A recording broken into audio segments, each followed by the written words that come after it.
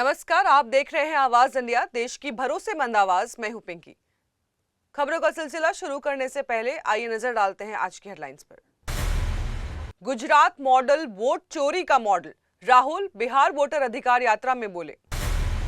राजनाथ सिंह बोले सेना 5 साल तक युद्ध के लिए भी रहे तैयार। हेलमेट नहीं पहना तो नो फ्यूल, यूपी में सख्त हुआ नियम। दिल्ली में ह्यूमन ट्रैफिकिंग रैकेट का भंडाफोड़, पकड़े 4 तस्कर, 500 से ज्यादा शिकार।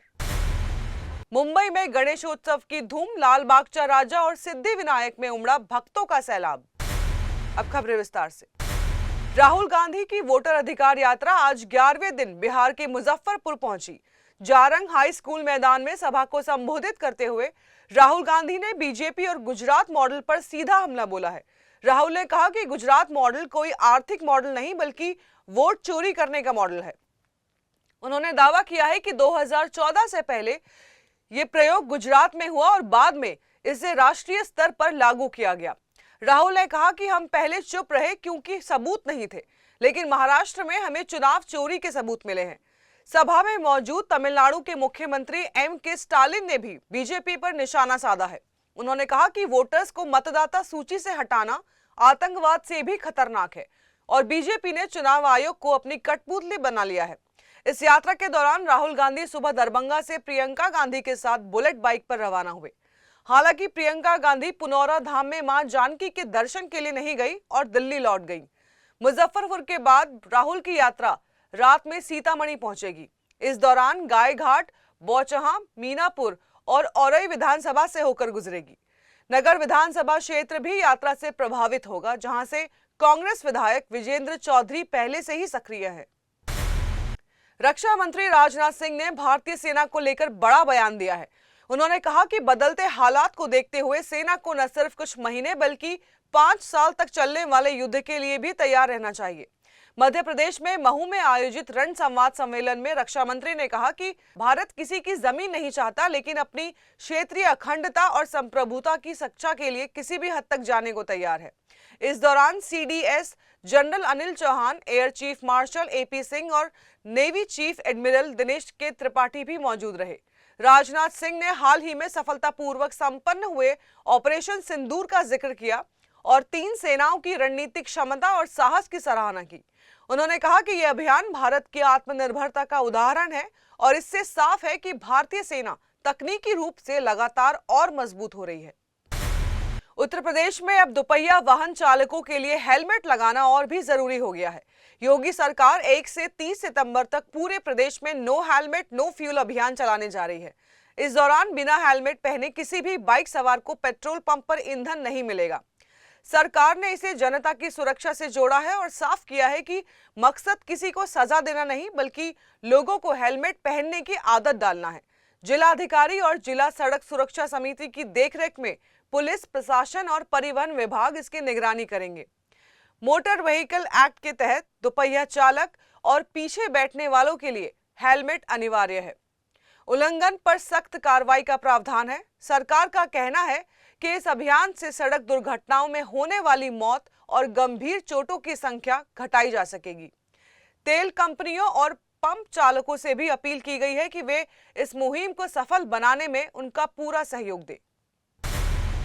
दिल्ली पुलिस की आउटर नॉर्थ डिस्ट्रिक्ट की स्पेशल स्टाफ और एंटी ह्यूमन ट्रैफिकिंग यूनिट ने जम्मू कश्मीर पुलिस की मदद से एक बड़े मानव तस्करी गैंग का पर्दाफाश किया है।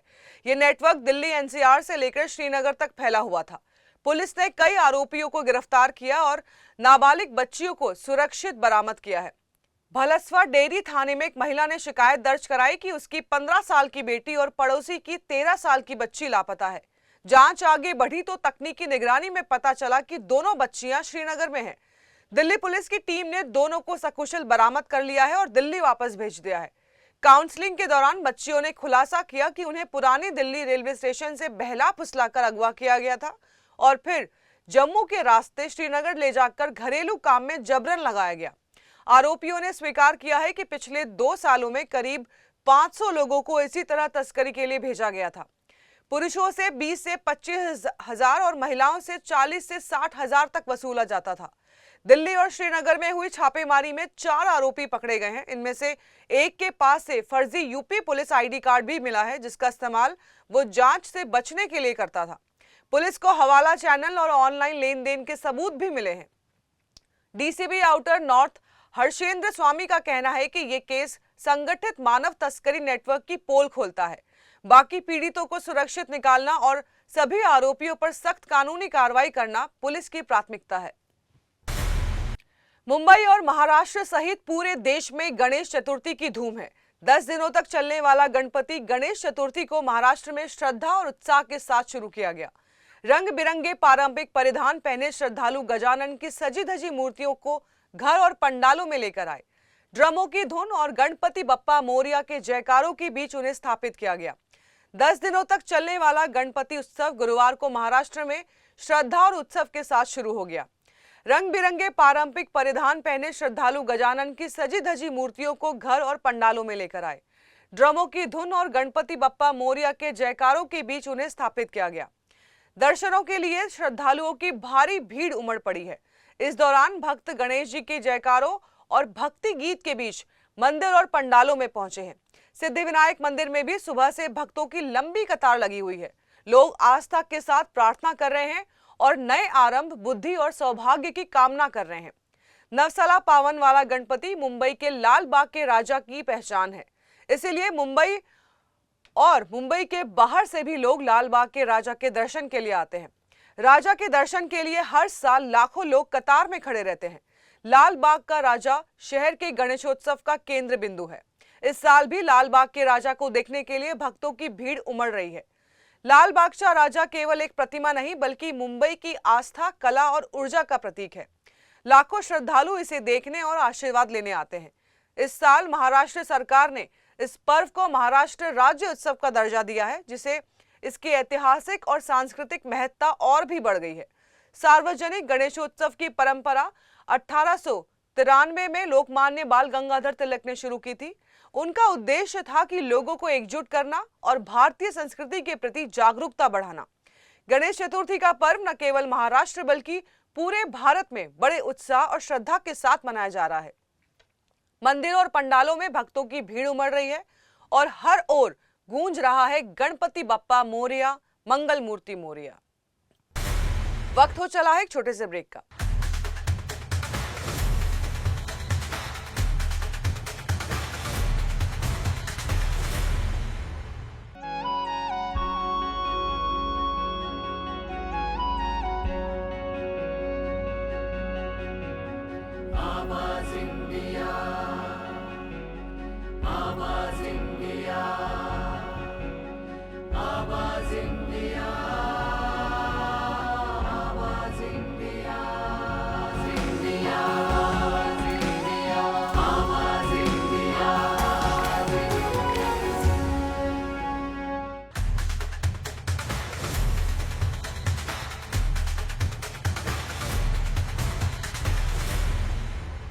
ब्रेक के बाद आप सभी का स्वागत है। बढ़ते हैं अगली खबर की ओर। बिहार के नालंदा जिले से चौंकाने वाली तस्वीर सामने आई है। यहां कैबिनेट मंत्री श्रवण कुमार और हिलसा के विधायक कृष्ण मुरारी उर्फ प्रेम मुखिया को ग्रामीणों ने लाठी डंडा लेकर घेर लिया। दोनों नेताओं को जान बचाने के लिए करीब 1 किलोमीटर तक पैदल भागना पड़ा। दरअसल पिछले शनिवार को दनियामा हिलसा सड़क मार्ग पर डंपर और ऑटो की टक्कर में 9 लोगों की दर्दनाक मौत हो गई थी। सभी मृतक हिलसा थाना क्षेत्र के रेडी मलामा गांव के रहने वाले थे और गंगा स्नान के लिए जा रहे थे। हादसे के बाद से गांव में मातम पसरा हुआ है। 5 दिन बाद अब मंत्री और विधायक पीड़ित परिवारों से मिलने पहुंचे तो ग्रामीण भड़क उठे। लोगों का आरोप है कि हादसे वाले दिन विधायक ने उनसे सड़क जाम हटवाया था, लेकिन आज तक किसी को मुआवजा नहीं मिला।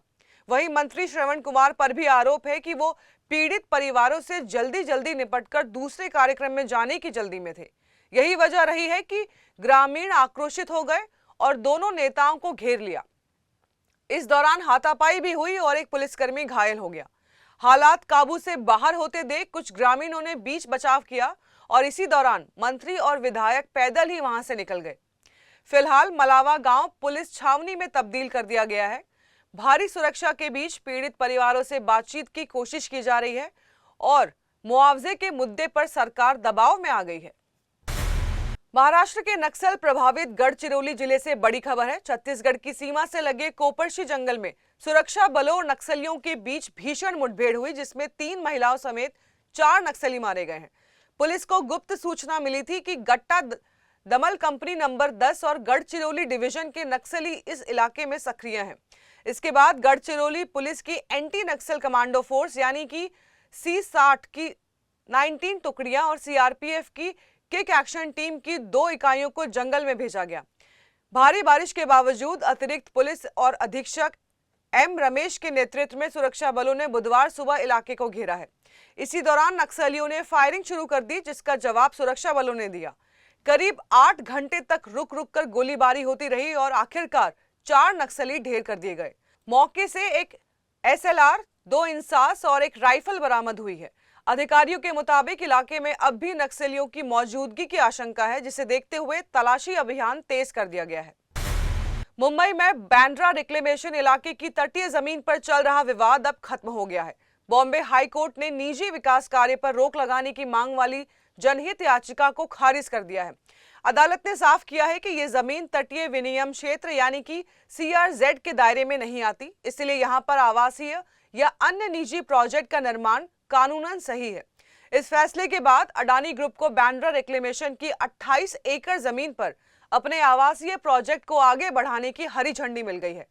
अदालत ने कहा है कि याचिकाकर्ताओं का यह तर्क सही नहीं है कि इस परियोजना से पर्यावरण को नुकसान होगा या नियमों का उल्लंघन होगा। इससे पहले पर्यावरण कार्यकर्ता जोरू बाथेना और Bandra reclamation area volunteers organisation ने याचिका दाखिल कर मांग की थी कि इस जमीन को ग्रीन स्पेस के रूप में सुरक्षित रखा जाए और यहां कोई निजी विकास ना हो।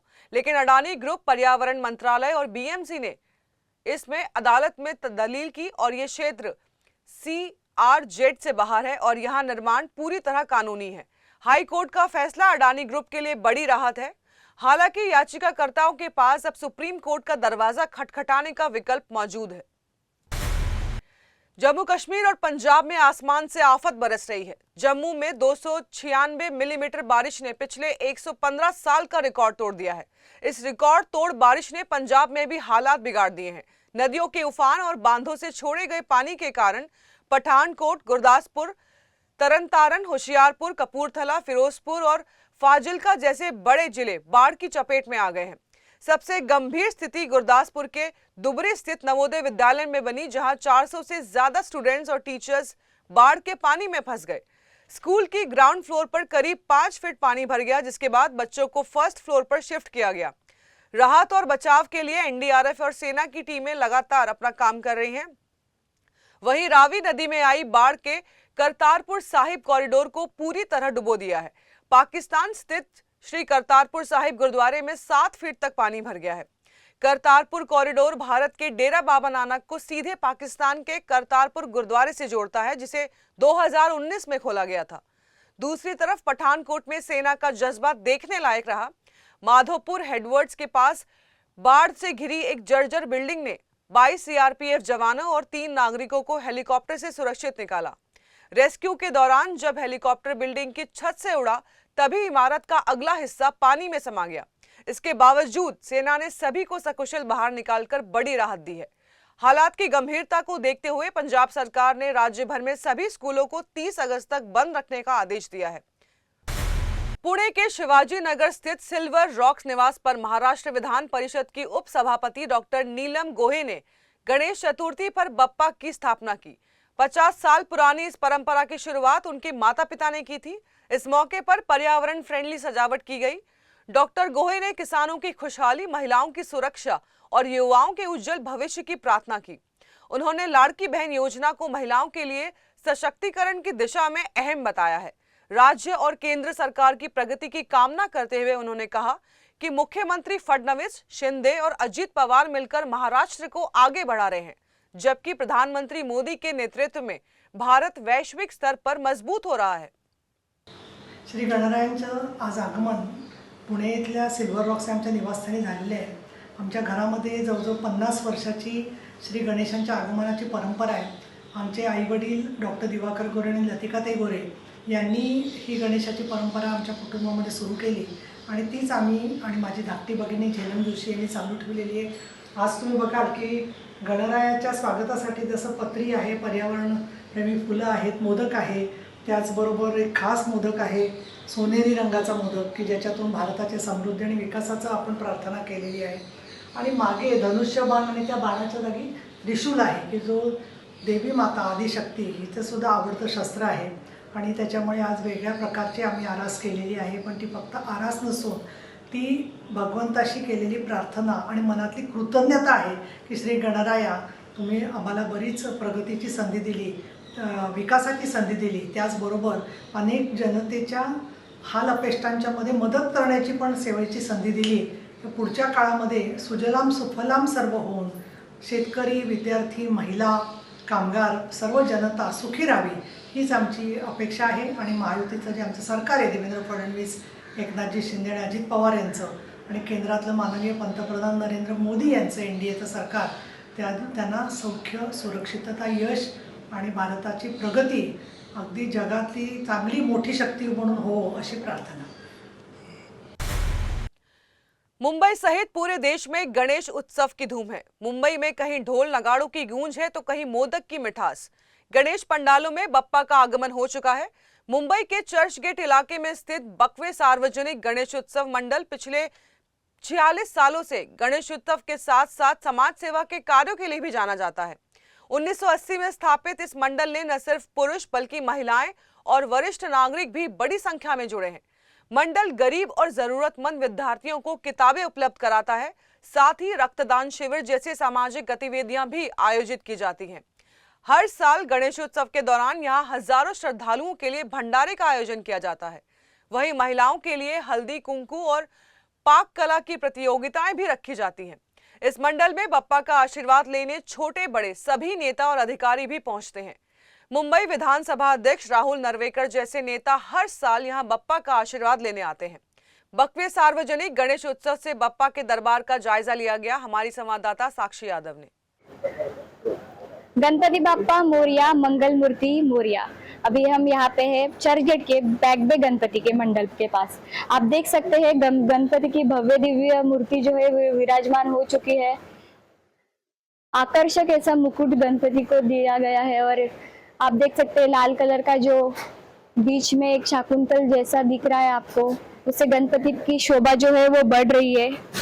यह उत्सव अपने साथ भक्ति, खुशी, उत्साह लेकर आता है।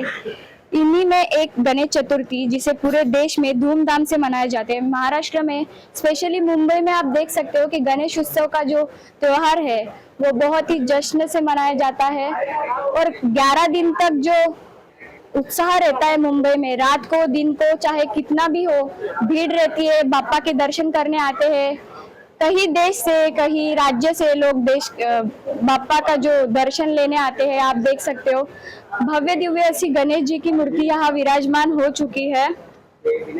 11 दिन तक ये उत्साह जो है सभी भक्तों के इधर देखने को मिलेगा। वीडियो जर्नलिस्ट चतुर्वेदी के साथ मैं साक्षी यादव। भारतीय क्रिकेट के दिग्गज ऑफ स्पिनर रविचंद्रन अश्विन ने इंडियन प्रीमियर लीग से अचानक संन्यास ले लिया है। 38 साल के अश्विन ने सोशल मीडिया पर पोस्ट करते हुए कहा कि अब आईपीएल में उनका सफर खत्म हो गया है, लेकिन वो दुनिया की दूसरी टी20 लीग्स में नए अनुभवों के लिए उतरेंगे। अश्विन ने 221 मैचों में 187 विकेट लिए और आईपीएल इतिहास में 5वें सबसे सफल गेंदबाज के तौर पर विदा हुए।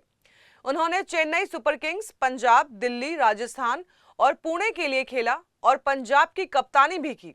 अब उम्मीद है कि अश्विन ऑस्ट्रेलिया की big bash league, south Africa की SA20, इंग्लैंड की द 100 और वेस्टइंडीज की CPL जैसी विदेशी टी20 लीग्स में नजर आएंगे। भारत कॉमनवेल्थ गेम्स 2030 की मेजबानी के लिए औपचारिक दावेदारी पेश करेगा। अहमदाबाद को इस खेलों के लिए मेजबान शहर चुना गया है। प्रधानमंत्री मोदी की अध्यक्षता में कैबिनेट बैठक में प्रस्ताव को मंजूरी दी गई और आवश्यक गारंटी के साथ मेजबान सहयोग समझौते पर हस्ताक्षर की स्वीकृति भी दी गई। भारतीय ओलंपिक संघ ने 13 अगस्त को देश की बोली का औपचारिक समर्थन किया था। अगर भारत मेजबानी हासिल करता है तो ये स्थानीय व्यवसाय और पर्यटन को लाभ देगा और नई पीढ़ी के एथलीट्स को खेलों को करियर के रूप में अपनाने के लिए प्रेरित करेगा। देशवासियों के लिए ये गर्व और उत्साह का मौका होगा। तो देश और दुनिया की खबरों में फिलहाल के लिए इतना ही। जुड़े रहिए आवाज इंडिया के साथ, जल्द होगी फिर मुलाकात। तब तक के लिए नमस्कार।